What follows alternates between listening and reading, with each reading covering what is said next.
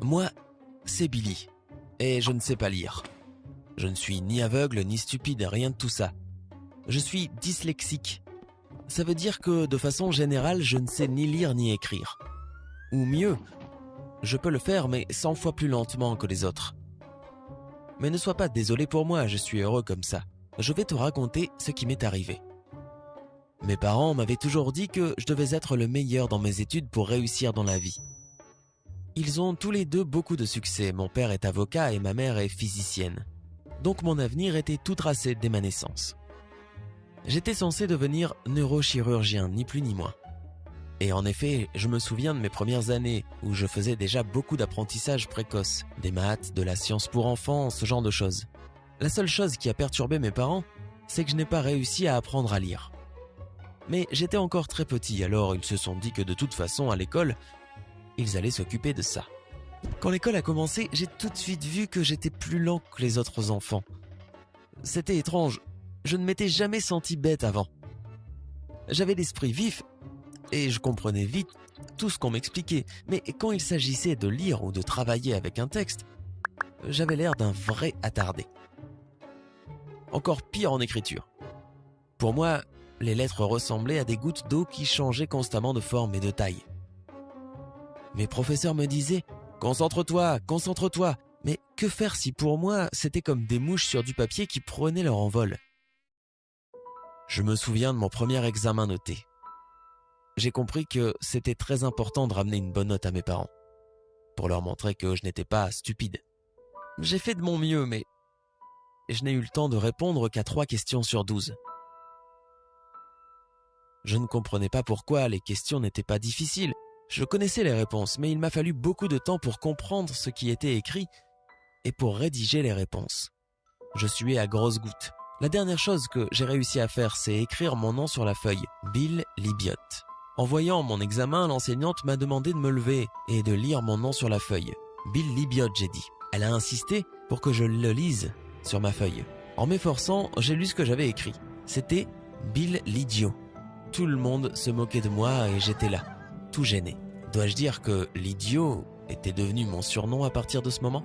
J'étais triste et tout ce que j'avais gagné, c'est des gens qui se moquaient de moi toute l'année et avec un dé. J'ai décidé de ne pas souffrir en silence. Et je suis allé voir mes parents. Ils ont froncé les sourcils quand je leur ai dit que j'avais presque eu un F. Mais comme je leur ai parlé de mon problème de lettres qui disparaissait, ils m'ont décidé de m'emmener voir un ophtalmologue. Elle a vérifié ma vue et a confirmé que tout allait bien. Mais m'a proposé d'aller chez un autre médecin spécialisé dans les problèmes d'apprentissage.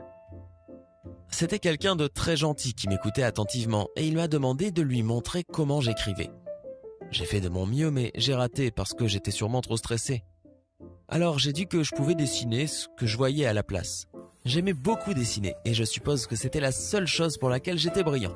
J'ai dessiné les choses comme je les voyais. Le médecin a dit à mes parents que j'avais un don. Et ils ont été impressionnés de le constater par eux-mêmes. Il a ensuite dit que j'étais atteint de dyslexie et que c'était une maladie chronique qui pouvait être améliorée mais pas soignée. Et que je devrais m'adapter aux études d'une manière ou d'une autre. Il m'a recommandé d'avoir plus de temps pour les examens et d'utiliser plus de matériel audio. Mais après un certain temps à l'école, j'ai compris que j'étais à la traîne et tout le monde se moquait de moi. J'avais du mal à me concentrer sur les sujets et mes notes n'ont cessé de baisser. C'est ainsi que mes parents m'ont inscrit dans une autre école spécialisée dans l'enseignement créatif individualisé. C'est comme ça que j'ai découvert que j'étais plutôt intelligent. J'ai eu un tuteur qui a adapté tous les cours à ma compréhension visuelle. J'ai eu des exercices créatifs pour deviner un procédé ou une règle au lieu de le décrire par écrit. J'ai eu des livres audio au lieu de manuels scolaires. Et j'ai aussi pris des cours d'art où je suis devenu le meilleur en un clin d'œil. Je suis encore loin d'avoir terminé mes études, je suis un jeune ado. Mais je peux dire que je sais ce que je veux être, il n'y a pas de doute. Je veux être artiste, parce que c'est la chose que j'aime le plus dans ma vie. Je suis désolé de ne pas pouvoir réaliser les rêves de mes parents qui s'attendaient à ce que je devienne un étudiant extraordinaire. Mais ma dyslexie a décidé pour moi et ils l'ont accepté. Mais sans la dyslexie, j'aurais sûrement dû étudier toutes ces choses pour lesquelles je ne suis pas très doué. Et je n'en serais pas arrivé à faire ce que j'aime, c'est-à-dire dessiner. Maintenant, je peux dire que je suis heureux et je laisse ces lettres s'envoler. Je me sens mieux sans elles. Partage mon histoire, surtout si tu connais quelqu'un qui a les mêmes problèmes que moi. Abonne-toi à la chaîne pour découvrir d'autres histoires racontées, pas écrites. Ce qui est une très bonne chose à mon avis.